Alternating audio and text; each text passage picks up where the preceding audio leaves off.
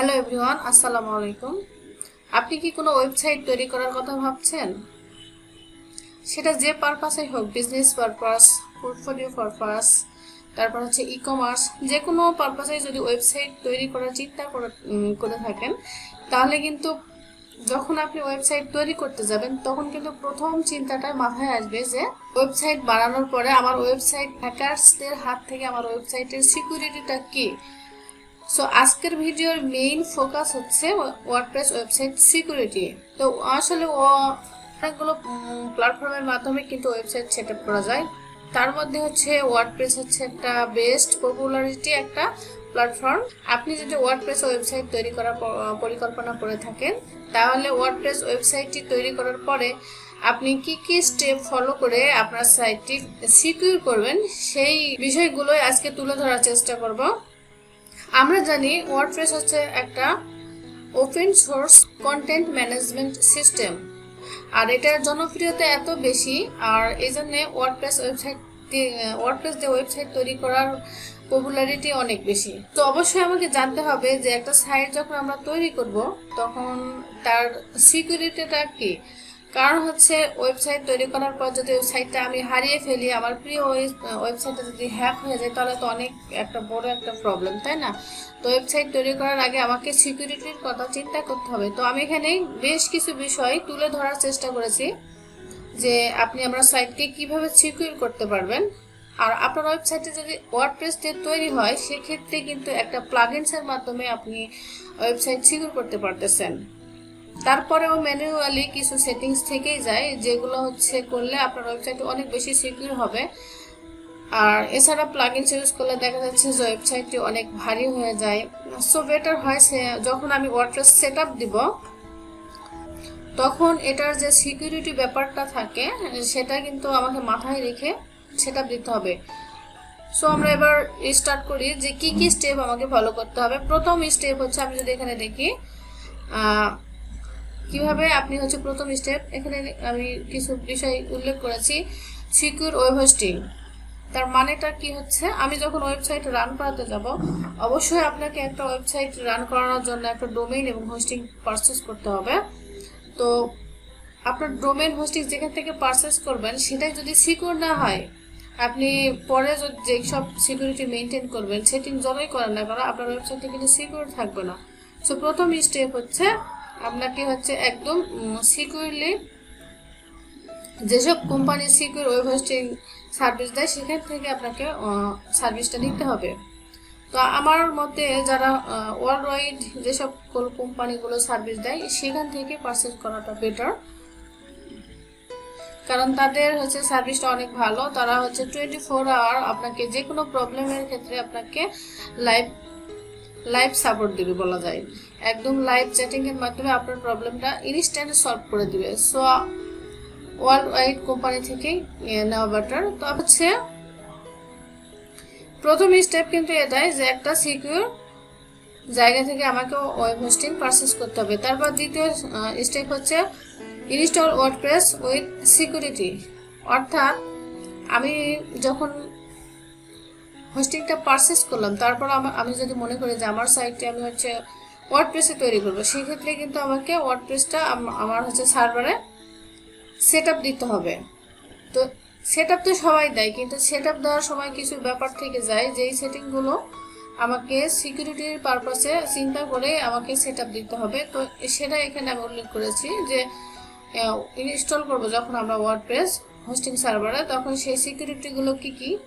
তো আমরা সবাই জানি যে আমরা দুইভাবে হচ্ছে হোস্টিংয়ে ওয়ার্ডপ্রেস ইনস্টল করা যায়, একটা হচ্ছে ওয়ান ক্লিক ইনস্টলার, আর একটা হচ্ছে ম্যানুয়ালি ইনস্টল করতে গেলে আপনি দেখবেন যে হচ্ছে কিছু ডাটাবেস ইউজার এগুলো নিজের মতো করে তৈরি করা যায় এবং পাসওয়ার্ডটাও নিজের মতো করে দেওয়া যায়।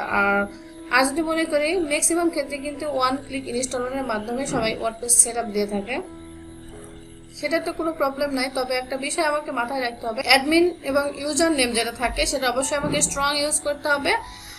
আর একটা বিষয় হচ্ছে যে টেবিল যে প্রিফিক্স থাকে, টেবিল প্রিফিক্স এবং ডাটাবেস নেম এমন ক্রিটিক্যাল এবং স্ট্রং দিতে হবে যেন কেউ আইডিয়া করতে না পারে যে এটা টেবিল প্রিফিক্সটা কি। কারণ অনেক সময় যে এসকিউএল এ মেলার বা পুশ করে, যেটার মাধ্যমে ওয়ার্ডপ্রেস ওয়েবসাইটে আপনার হ্যাক হওয়ার সম্ভাবনা থাকে। সো এই বিষয়টা মাথায় রাখতে হবে যে আমি যখন ওয়ার্ডপ্রেস ওয়ান ক্লিক ইনস্টলের মাধ্যমে ইনস্টল করবো, এগুলো ভিডিও আলাদা করে দেখানো হবে কিভাবে সেটা হবে। আমি জাস্ট একটা ওভারভিউ দিচ্ছি, সিকিউরিটির ফুল একটা ওভারভিউ দেবো আজকে। সো যখন দেবেন তখন আপনার টেবিল প্রিফিক্স এবং ডাটাবেস নেম এমন ক্রিটিক্যাল দিতে হবে যেন কেউ আইডিয়া করতে না পারে। আর আছে আর একটা কি, অ্যাডমিন এবং ইউজার নেম এবং পাসওয়ার্ডটা অনেক স্ট্রং দিতে হবে যেটা কেউ বুঝতে না পারে, ওয়েবসাইটের রিলেটেড না হয় বেটার এমন ক্রিটিক্যাল পাসওয়ার্ড। আপনি চাইলে কিন্তু পাসওয়ার্ড ম্যানেজার ইউজ করতে পারবেন, পাসওয়ার্ড জেনারেটর এগুলো কিন্তু অনলাইনে পাওয়া যায়। আপনি সেখান থেকে যদি মনে করেন পাসওয়ার্ড জেনারেট করতে পারছেন না, সেক্ষেত্রে অনলাইন থেকে পাসওয়ার্ড জেনারেট করতে পারবেন। সেখান থেকে পাসওয়ার্ডটি নিয়ে নিজের মতো করে কাস্টমাইজ করে অনেক একটা স্ট্রং পাসওয়ার্ড দিতে হবে। আর ইউজার নাম ইউজ করার ক্ষেত্রে আমার মতে কোনো একটা এমনি কোনো কিছু ইউজ না করে নিজের ইমেল অ্যাড্রেসটা ইউজ করা সবচেয়ে বেটার আমি মনে করি। কারণ ইমেল অ্যাড্রেস আপনার তো মনে করেন কেউ কপি করতে পারবে না, তার কারণ ইমেল অ্যাড্রেসে ওনার আপনি। আর যে কোনো সংখ্যা বা কোনো কিছু লিখার থেকে ইউজার নেম, ইমেল অ্যাড্রেস এবং পাসওয়ার্ডটা স্ট্রং ইউজ করলেই হবে। আর টেবিল প্রিফিক্স আর ডাটাবেস নেম। তো এই চারটা বিষয় আমাকে মাথায় রাখতে হবে যখন আমরা ওয়ান ক্লিকের মাধ্যমে ইনস্টল করব। আর ওয়ান ক্লিকের মাধ্যমে ইনস্টল ছাড়াও যেটা ম্যানুয়ালি আমরা যে ডাটাবেস ক্রিয়েট করি সেটা অনেক স্ট্রং করা উচিত। টেবিল প্রিফিক্স এগুলো আমাকে স্ট্রংলি সেট আপ করলে হ্যাক হওয়ার সম্ভাবনা কম হয়, কারণ হ্যাকাররা বুঝতে পারে না। এক কথায় আমাদেরকে যেটা করতে হবে সেটা হলো একটা ক্রিটিক্যাল অ্যান্ড হিউম্যান রিডেবল নয় এরকম টাইপ কিছু সিলেক্ট করতে হবে। যদি ডাটাবেস নাম আর টেবিল প্রিফিক্স হ্যাকাররা ধরে ফেলতে পারে, ম্যালার পুশ করার চেষ্টা করবে, যেটা আপনার ওয়েবসাইটের জন্য অনেক ক্ষতিকর। সিকিউরিটির ক্ষেত্রে আপডেট নোটিফিকেশন অন রাখতে হবে এবং ওয়ার্ডপ্রেস অটো আপডেটের যে আছে সেটাও অন রাখতে হবে। অন্যদিকে আমরা যখন ম্যানুয়ালি ইনস্টল করি এই বিষয়গুলো আমাকে মাথায় রাখতে হবে, সেটা যেন সাধারণ মানুষ ধারণা করতে না পারে। তো এভাবে আমরা ওয়ার্ডপ্রেস ইনস্টল করব এবং তখন এই বিষয়গুলো খেয়াল রাখতে হবে। যত বেশি স্ট্রং ইউজ করতে পারবো তত আমাদের ওয়েবসাইট হ্যাকারদের হাত থেকে সেভ করতে পারবো। সো এইভাবে আমাদের সাইটটি বেশি সিকিউর হবে। তো 3 নম্বর আছে এসএসএল সার্টিফিকেট। তো ওয়ার্ডপ্রেস সিকিউরিটির জন্য এসএসএল সার্টিফিকেট অ্যাকচুয়ালি কি সেটাই এখন আমরা দেখব। বেসিক্যালি এসএসএল মানে সিকিউর সকেট লেয়ার। এটা ক্লায়েন্টের ব্রাউজার থেকে সার্ভারের ডাটা কমিউনিকেশন করার সময় সিকিউরিটি এনশিওর করে। এসএসএল ব্রাউজার থেকে সার্ভারের মধ্যে ডাটা প্রসেসিং এর সময় একটা এক্সট্রা একটা লেয়ার দেয় যেটা হ্যাকার যেন হ্যাক করতে না পারে। সেটা কিরকম, আমি যেখানে একটা ওয়েবসাইট অলরেডি ওপেন করা আছে, লেফট সাইডে যদি দেখি তো দেখবো এখানে কানেকশন ইজ সিকিউর, এটা কিন্তু গ্রিন প্যাড। আপনি যদি আপনার ফেসবুক ভিজিট করেন তাহলে দেখবেন এরকম কিন্তু একটা প্যাড থাকে যেটা কানেকশন ইজ সিকিউর থাকে।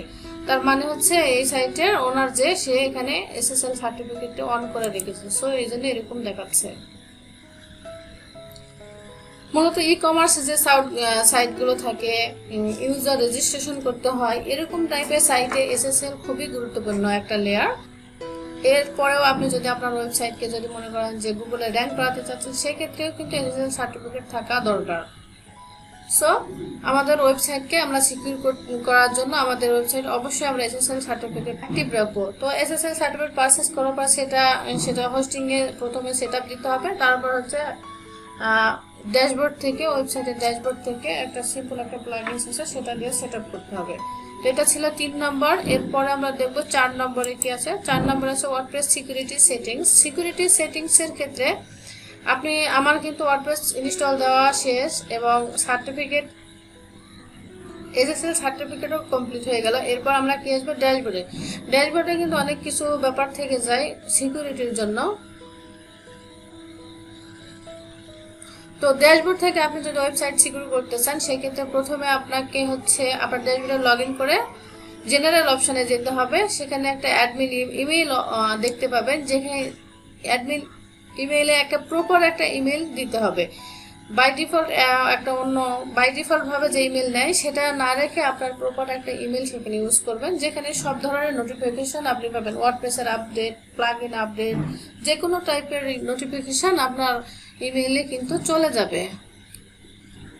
তো এইভাবে এখান থেকে সেট আপটা করে নিতে হবে। আর আরেকটা হচ্ছে মেম্বারশিপ, যে এনিওয়ান ক্যান রেজিস্টার, এই টাইপের অপশনকে ডিজেবল করে দেওয়াটাই বেটার। কারণ অনেক সময় দেখা যাচ্ছে যে অনেকে স্প্যামিং করে, যেমন বিভিন্ন টাইপের স্প্যামিং ইমেল দিয়ে আপনাকে স্প্যামিং করার চেষ্টা করবে। সেটা হচ্ছে আনটিক করে রাখাই বেটার। তো 4 নম্বরটি গেল, এবার হচ্ছে আমরা 5 নম্বরটি দেখব। 5 নম্বরে কি লেখা আছে, WordPress security for files and plugins. তো এটা অ্যাকচুয়ালি কি, ওয়ার্ডপ্রেস সিকিউরিটির জন্য যে থিম প্লাগইনস গুলো সময় থাকে সেগুলো কিন্তু কয়েকদিন পর পর আপডেট হয়। তো আমাকে সবসময় সিকিউরিটির কথা চিন্তা করে সবসময় আপডেট ভার্সনটাই আমাকে ইউজ করতে হবে। সবসময় ওয়ার্ডপ্রেসকে অটো আপডেট আছে, ওখানে সবগুলো আপডেট করে রাখতে হবে। এক কথায় আপনাকে সবকিছু আপডেট করে রাখতে হবে। আপনি যদি এগুলো আপডেট না করেন, দেখা যাচ্ছে যে ব্যাকডেটের কারণে আপনার ওয়েবসাইটের সিকিউরিটি লস হবে। কারণ ব্যাকডেটেড যে সকল থিম প্লাগইনস থাকে সেগুলো যে অনেক স্প্যামিং হতে পারে, আপনার ওয়েবসাইটের ক্ষতি হতে পারে। সে সবসময় অন্তপক্ষে সপ্তাহে একবার সবগুলোকে আউটডেটেড যে ফাইলগুলো থাকবে সেগুলো আপডেট করে নিতে হবে। এছাড়াও যে ফাইলগুলো থাকে, আননেসেসারি কিছু যদি ফাইল থাকে আপনার ওয়েবসাইটে, যেমন থিম প্লাগইন যেগুলো আমি ইউজ করতেছি না, সেই থিম প্লাগইনসগুলো আমাকে ডিলিট করে দিতে হবে। অকারণে রাখার দরকার নেই, সেগুলোর কারণে অনেক সময় দেখা যাচ্ছে সেগুলো ব্যাকডেটেড হয়ে যাচ্ছে, সেগুলোকে ভাইরাস ইনপুট হওয়ার সম্ভাবনা থাকে। এছাড়া আমরা যে সকল থিম প্লাগইনস ইউজ করব সেই থিম প্লাগইনসগুলো রেগুলার আপডেট হয় কিনা, আমার যে লেটেস্ট ভার্সন ওয়ার্ডপ্রেস আমি ইউজ করতেছি সেটার সাথে কমফোর্টেবল কিনা সেটা আমাকে চেক করে নেওয়া উচিত। অবশ্যই যে কোনো ফাইল চেক করার জন্য ভাইরাস আছে কিনা সেটা চেক করার জন্য অনলাইনে চেক করার কিছু টুলস পাওয়া যায়, সেখান থেকে চেক করে নেবেন, তারপরে ওয়েবসাইটে আপলোড করবেন। এরপর হচ্ছে 6 নম্বর আমরা দেখি সিকিউরিটি ইউজিং প্লাগইনস। এতক্ষণ আমরা যেগুলো দেখলাম সেই কাজগুলো কিন্তু হচ্ছে আমরা প্লাগইনস এর মাধ্যমে করে ফেলতে পারবো। ফ্রি কিছু প্লাগইনস, প্রিমিয়াম ভার্সনও আছে, ফ্রিতেও আছে, প্লাগইনস এর মাধ্যমে করে ফেলতে পারবো। সবগুলো আসলে করা সম্ভব না। তো আমরা এখন দেখবো প্লাগইনস গুলোর নাম। এই যে Wordfence, iThemes security, all in one, WP security, Jetpack. এখানে আরো অনেক লিঙ্ক আছে আমার এখানে, অ্যাটলিস্ট 10টা সিকিউরিটি প্লাগইন এখানে আমি নোট করে রেখেছি। তার মধ্যে হচ্ছে এই যে উপরের এইগুলো কিন্তু বেশি পপুলার। আপনি এখান থেকে এই যে আপনার ওয়ার্ডপ্রেস ডিরেক্টরি থেকে এখানে ক্লিক করে আপনি দেখতে পাবেন। এখানে ক্লিক করলে দেখা যাবে এখানে এই যে ওয়ার্ডপ্রেস যে ডিরেক্টরিটা আছে সেখানে কিন্তু প্লাগইনস গুলার আমি শুধুমাত্র একটার ব্যাপারে দেখি।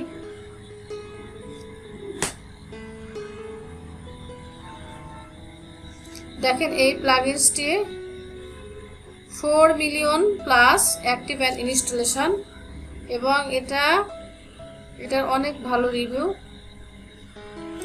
3384টা 5 স্টার পজিটিভ রিভিউ। সো বলাই যায় এটা কতটা পপুলার একটা ওয়েবসাইট প্লাগইনস সিকিউরিটির জন্য। এটা আমাদেরকে কি কি সিকিউরিটি দেবে এখানে দেওয়া আছে, ওয়ার্ডপ্রেস ফায়ারওয়াল, তারপর হচ্ছে ওয়ার্ডপ্রেস সিকিউরিটি স্ক্যানার, স্ক্যান করে আমাদেরকে দেখাবে, লগইন সিকিউরিটি দিবে, তারপর ওয়ার্ডফ্রেন্ডস সেন্ট্রাল সিকিউরিটি টুলস, এখানে স্ক্রিনশট আকারে সবকিছু দেখাচ্ছে। সো এখানে আসলে অনেক আছে যে প্লাগইনস গুলো আমরা সিকিউর করতে পারি। তো আমার কাছে অল ইন ওয়ান সিকিউরিটিটা বেশি ভালো লাগে, কারণ এটা সেটিংসটা অনেক খুবই সহজ, আপনি সহজেই সেট আপ করে নিতে পারবেন।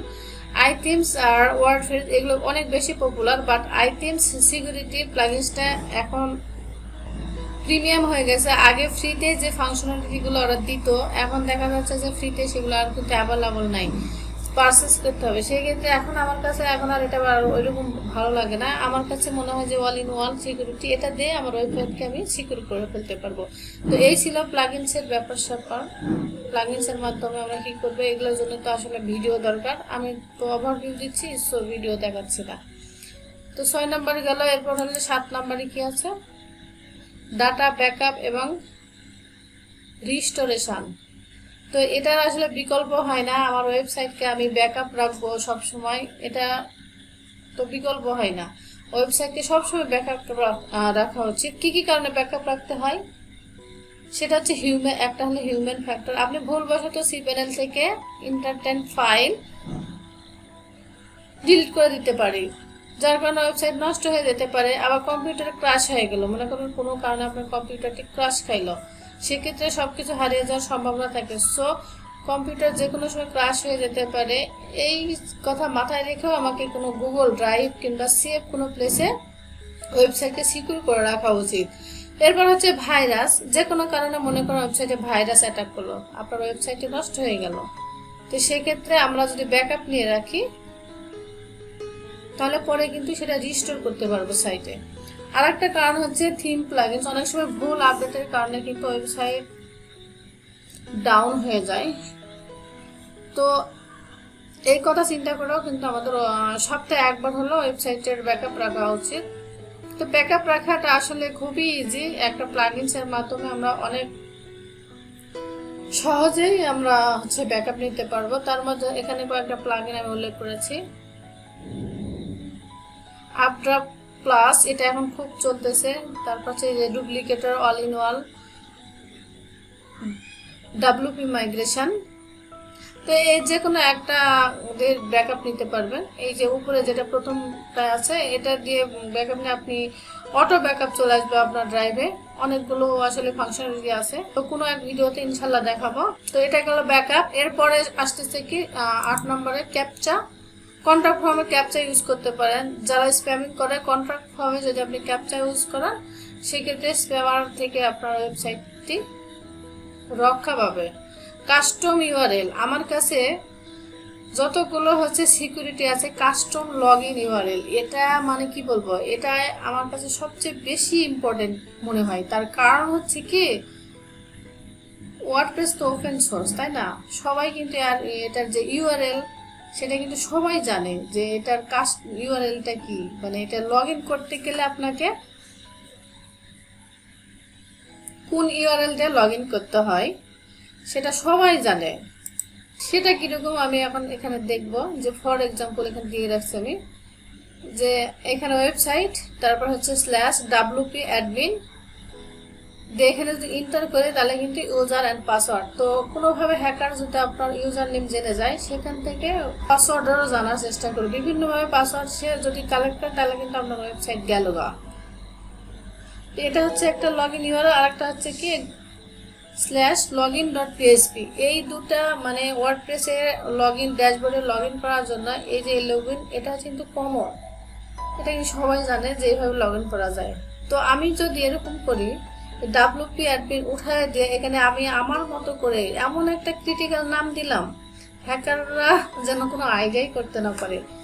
তারপরে আমি ইউজার নেম পাসওয়ার্ড দিয়ে আমি আমার ওয়েবসাইটে লগ ইন করতেছি। তো বুঝতেই পারছি এটা কতটা সিকিউর করা। আমার কাছে এটা অনেক বেস্ট। প্রত্যেকটা ওয়েবসাইটেই এই লগ ইন ইউআরএলটা হাইড রাখা উচিত। তো এটার জন্য প্লাগইনস আছে। এছাড়াও আপনি যে কি WP সিকিউরিটি, যে all in one WP security আছে, ওখানেই কিন্তু এটা পেয়ে যাবেন। মানে এই ফাংশনালিটি আপনাকে এটার জন্য আলাদা করে আর কোনো প্লাগইনস ইউজ করতে হবে না, সেখানে ওটা পেয়ে যাবেন।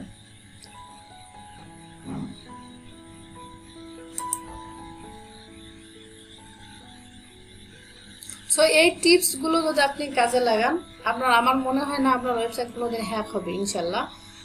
আর তাছাড়া আরো কিছু ব্যাপার আছে, যেমন সবসময় এক কথাই হলো কি, আপনার ওয়েবসাইট সবসময় আপডেট রাখতে হবে। নাল থিম, প্লাগইনস এগুলো ইউজ করা একদমই ঠিক না। দেন আপনার যে PHP ভার্সন আছে ওয়েবসাইটের, সেটা কিন্তু আপনাকে সবসময় আপডেট রাখতে হবে। ব্যাকডেটেড কোনো কিছুই রাখা যাবে না, অলওয়েজ আপডেটেড ভার্সন। পর আরো একটা বিষয় আমার স্কিপ হয়ে গেছে, যেটা এখানে লেখা হয়নি, সেটা হচ্ছে টু ফ্যাক্টর অথরাইজেশন। আপনি যখন ওয়েবসাইটে লগ ইন করতে যাবেন তখন টু ফ্যাক্টর অথরাইজেশন যদি চালু করে রাখেন, সেক্ষেত্রে আপনার ওয়েবসাইটটা কিন্তু আরো বেশি সিকিউর হবে। তো এই ফাংশনালিটি আমরা হচ্ছে কোন প্লাগইনসে যেন আছে, সেটা হচ্ছে আমি এখানে দেখতেছি এই যে ওয়ার্ডফ্রেন্ডস যে প্লাগইনসটি আছে সিকিউরিটি, এই প্লাগইনসে এই ফাংশনালিটি পেয়ে যাবেন আপনি, টু ফ্যাক্টর অথরাইজেশন। আপনি হচ্ছে ওয়েবসাইটে লগ ইন করতে গেলে আপনার হচ্ছে এই ওয়েবসাইটে লগ ইন করতে হবে। সো এইগুলো যদি আপনি ফলো করেন, ইনশাল্লাহ আপনার ওয়েবসাইট হ্যাক হবে না। তো এটাই ছিল একটা ওভারভিউ, ওয়েবসাইট কিভাবে হচ্ছে সিকিউর রাখা যায়। আর প্লাগইনসের মাধ্যমে যে আমরা সেটআপ দেব, সেগুলো ডে বাই আমি ডে ইউটিউবে আপলোড করতে থাকবো। সো এই সেটিংগুলো আমরা কিভাবে দিব, আমি একটা একটা করে ভিডিও ইউটিউবে দিতে থাকবো। আপনারা আমার সেই ভিডিওগুলো যদি ফলো করতে চান, অবশ্যই আমার চ্যানেলটি সাবস্ক্রাইব করে আমার সাথে থাকবেন। আমি দেখতেছি আমার ওয়েবসাইটে ভিউ আসতেছে, বাট সাবস্ক্রাইব খুবই কম হচ্ছে। আসলে সাবস্ক্রাইব করলে হয় কি, কাজের ইন্সপিরেশনটা অনেক কিন্তু বেড়ে যায়। দেখা যাচ্ছে আমি যে নলেজগুলো গ্যাদার করতেছি সেগুলো শেয়ার করি, তো আপনারা ভিউ করতেছেন, দেখতেছেন ভিডিও, বাট সাবস্ক্রাইব করছে না। তো যারা আসলে দেখতেছেন, প্লিজ যদি কিছু শিখতে পারেন মনে হচ্ছে, তাহলে অবশ্যই সাবস্ক্রাইব করে আমাকে একটু মোটিভেট করেন। আর আমি এগুলোর ভিডিও ডে বাই ডে ইউটিউবে আপলোড করতে থাকবো। তো ধন্যবাদ সবাইকে।